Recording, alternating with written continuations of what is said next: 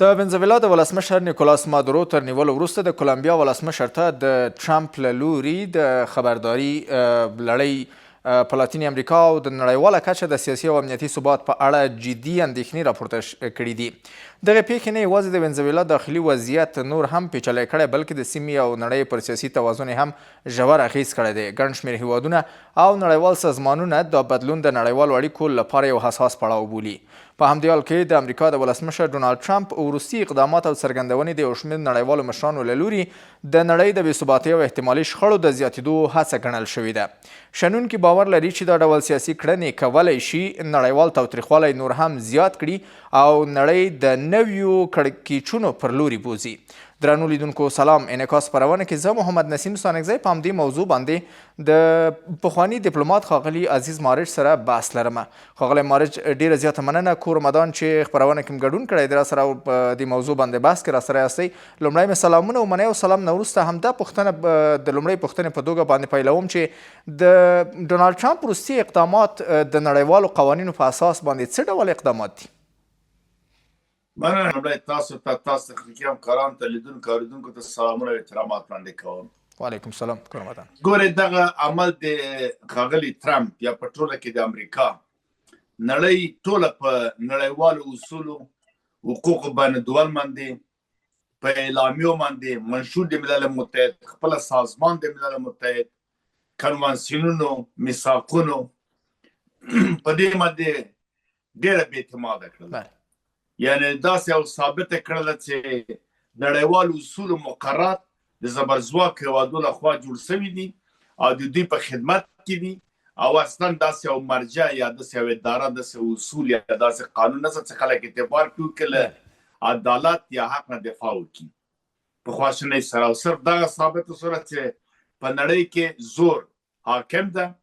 او زورواکی هر څه کولی شي او زبرځواک هېواد څه چې وغواړي کار کوي. په متاسفانه په خواشینۍ سره ټوله نړۍ بیا چوپه ځینې یوازې غږ د غندنو پورته کوي.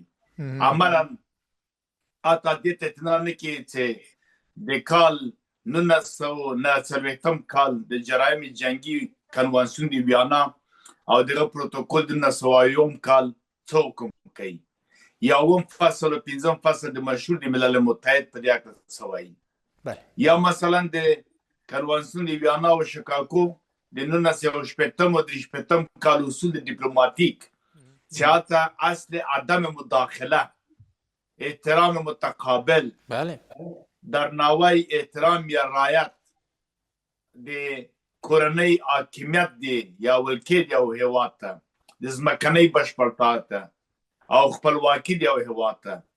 دا ټول داسې ښکارېږي چې په بشپړه توګه د پښو لاندې شول او بیا د یو هېواد ته ورننوتل د هغوی په کورنۍ چارو کې لاسوهنه، هغه هم پوځي او ولسمشر د یو هېواد سپکول یعنې هغه ګرفتارول راوستل خپل هېواد ته محکمې ته د کوم نړیوالو اصولو له مخې نه دا کار کېدونکی ده. او اتهام چې واردېږي خو اتهام ولسمشر ځان ته د هر هېواد خپل اصول ځان سره لري چې په کومه توګه دې ته خبر ورکړل شي دی په کوم وخت باندې چېرته د چا لخوا محکمې ته قضا حاضر شي او د ده قضا څوک وکړي او په کومه خاوره کې ترسره شي. بله ښاغلی مارج ډونالډ ټرمپ بالاخره داسې عمل کول اوس په نړۍ کې هر هېواد چې زور لري په بل هېواد به حمله کوي لکه څنګه چې نریندرا مودي د هند لومړي وزیر په صراحت سره ویلې که پاکستان دا ځان داسې یوازې کې زه پرې حمله کوم. لکه نن چې ټرمپ بیا په کوریا باندې هم داسې یو خبره کوي. مخکې خو بیا هم یو څه ښه وکړه په افغانستان او په عراق او په نورو ځایو کې یا په لیبیا کې، مصر کې، تونس کې، سوریه کې دوی حمله کوله. حداقل هغه شکلي طور اصول مراعاتول د شورای امنیت یو قطعنامه به دوی ترلاسه کوله. اما اوس نه شورای امنیت ته ګوري او نه کومې قطعنامې ته دا کړنه. ښاغلی مارج په همدې موضوع باندې به بحث کوو. د امریکا ولسمشر ډونالډ ټرمپ بالاخره نړیوال قوانین تر پښو لاندې کړل، د امنیت شورا پرېکړه لیک وانه خیسته او په ونزویلا کې عملیات ترسره کړل. د ونزویلا ولسمشر د خپلې میرمنې سره یو ځای ولچک او د نیویارک ته انتقال که. بس اوس تر ډیره پورې دا دی چې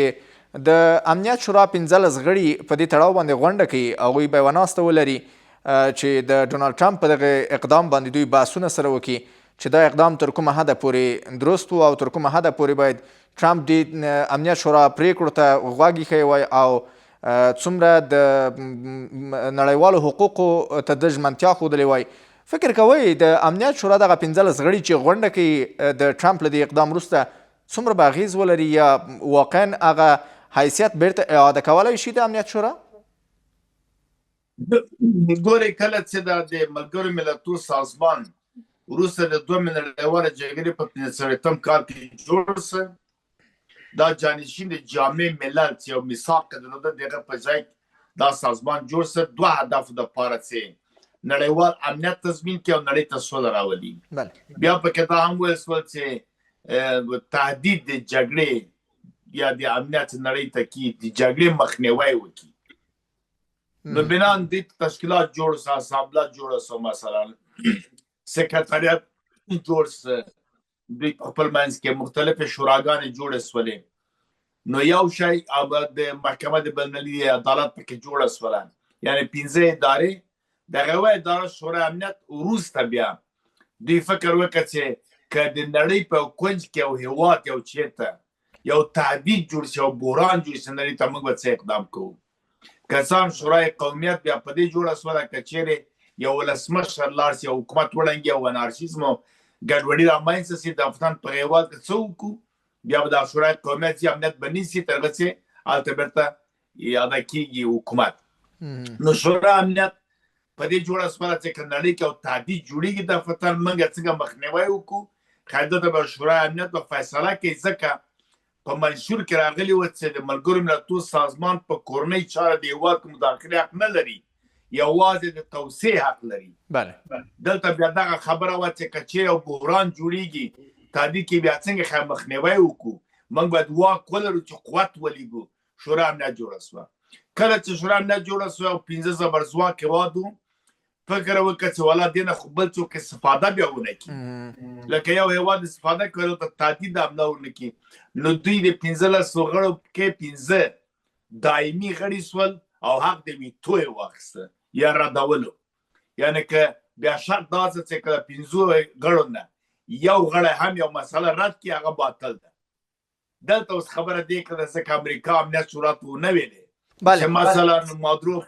په مخدرات توکو یا په قاچاق باندې په دې باندې متهم ده، ځکه هلته ویتو کېده د روسیې او د چین له خوا نه. نو دلته خبره دې کوه چې د امنیت شورا ته ونه ویلې، ویتو لپاره مستقیمه مداخله وکړه. اوس هم که چیرې دوی لاړ شي غونډه وکړي خو بیا امریکا ویتو کوي، نو بنا د شورای امنیت حیثیت دا نه تر هغه چې 15 هېوادو ګټې نه وي شورای امنیت کومه پرېکړه نشي کولی. متاسفانه بدبختانه د افغانستان او د عراق او د نورو په جوی کې دوی معاملې کولې، یو بل ته حق ورکاوه. اوس هم د وینزویلا په مسله کې د ایران مسله امریکا ته رخصه کړې، روسیې د اوکراین مسله روسیې ځان ته اخیستې ده، ډېره خاوره تر کول افغانۍ خپله کوي. همداسې د ویتنام مسله د تایوان مسله له چین سره غږېدلې دي. دلته تفاهمات دوی په خپل منځ کې اول سره کوي، غږېږي، خپلې ګټې خپل سره خطلي کې دا سره سنجوي، خپل امنیتونه خپل مثلا تارګېټ هر څه ته لاره جوړوي، بیا نو ځي اقدام کوي. درست. ښاغلی معارج مخکې باید د اوکراین مسله حل سوې وای او د تایوان حل سوې وای، بیا وینزویلا او ایران امریکا ته حواله کېدل. دلته امریکا له دې نه ډېر ډار درلوده چې کله دا مسلې زه دوی ته ورکړم په سادګۍ بیا به زه مشکل ګرفتار نه شم. مخکې له مخکې منډه کړله خپله وینزویلا او په دې باندې حمله وکړه، بالغ راځي بیا نو د اوکراین او تایوان نور مسلو کې نور حق هم ځان ته اخلي. دلته وایي چې په سیاست کې خپلې ګټې په پام کې ونیولې. درست. ښاغلی معارج د وینزویلا پر ولسمشر باندې یا پر وینزویلا برید او بالاخره د نیکولاس مادورو ولچک کول یا د هغه نیول له هغې راوروسته د کولمبیا ولسمشر ته ګواښ کول او د هغه د نظام د سقوط ګواښ کول، وراخوا که راتیر شو امریکا ته ګواښ کول، په بخښنې سره ایران ته ګواښ کول، په ټوله کې د وینزویلا ګاونډ کې د کولمبیا د ولسمشر ګواخل یا هغه یو ناروغ کس بلل فکر کوئ لاتین امریکا کوم لور ته روانه ده او د ډونالډ ټرمپ دغه اقدامات واقعا د ثبات دپاره دي که د بحرانونو د زیږولو دپاره؟ ګورې دلته بحران هم نه زیږېږي او کوم مشکل هم نه جوړېږي ځکه دلته اوس نړۍ دوه قطبي سوې ده لکه پخوا چې نه قطبونه و دغه مخکې د سوفالي له سولې نه دا صلیبي جنګونه چې ختم کړل په 1808 کال کې بالغه نه بیا نو کله نړۍ را روانه وه 11 کال کې دغه فریمیزر او دا پروګرامونه چې جوړ سو په دغه ډېر بحث نه کوو بیا لغه نه بیا د انقلاب صنعتي فرانسې وسه په 1909 کال کې دنیا یو بله بڼه واخیسته بیا نو قدرتونه تقریبا هغه وخت اسپانیا او پرتغال او فرانسه انګلیس دا سنې راوتلي وه مستعمرې په افریقا او په جنوبي امریکا او په شمالي امریکا او په اسیا کې کولې تر هغه چې بیا نو وروسته د نړیوالې لومړۍ جګړې نه انقلاب د اکتوبر په 1919 کې په روسیه کې وسه دغه د قطبونو سره تیر او بیر سول خو لنډه دا چې دوی بیا نو درې قطبه ډېر قوي جوړ سول دغه د جګړه موږ ولیدله چې وخت کې په کریمیا کې او په سفارت روسیې په تهران کې 43 کې ستالین و چې وایي زه یم روزولټ و امریکا بالا کوم جګړې نه راوغښتل سوله او چرچل و د انګلستان دوی کېناستل دنیا او حساب کتاب ځان سره تقسیم او ترتیب کړل لکه اوس دوه کېناستل ټرمپ او پوتین په الاسکا کې چې موږ دوی نور خو په کار نه دي چې څوک واخلي دوی یو بل ته خپل حریمونه ورکړي په دنیا کې آیل نقطې جوړې کړي دي خپل سیرې کرغې خپل ګټې یو بل ته تشریح کړي دي نور نړۍ کې اوس ګوره دغه وینزویلا کې چې کله حمله کېږي روسیه اوس اقدام ول نه کوي چین ول نه کوي دوی خو ټټر وهلی وو دوی خو ویلي دا د موږ سرې کرښې دي او دا کار به نه کوي نو بنان امریکا فکر کې دغه جنوبي یا لاتین امریکا د حریم ده څه ورته وایي ګرینلینډ ته واضح له دا دماغ د وایي اخلم د لاړه بیړۍ هم لاړلې خلک هم لاړله تقریبا 400 نفر یې ولېږل هلته دا اوس کې ډنمارک څه ورته ویلی شي و ډنمارک وایي دماغ خاوره ده او ځینونه لاړې چې خپله خاوره دفاع وکړي حتی کاناډا ته ورسته د ما ایالت څخه خو بیا هم چې د کاناډا خلک او انګلیس او نور هېوادو ممانعت وکړنې په دغه پټګۍ هغه هم اخیسته دا خو ګورې دا کارونه خو سوي دي دا 2001 کال کې طالبانو ته ویلې چې د ما شرایط ومنئ ویې نه منله راغله په 52 باندې ویشتل ټول یې ویستله خاورونه په عراق کې صدام حسین ته ګواښ وکړ خبرې ونه منله منځ یې ویې وړه همدغسې مثلا درست ښاغلی مهارج بله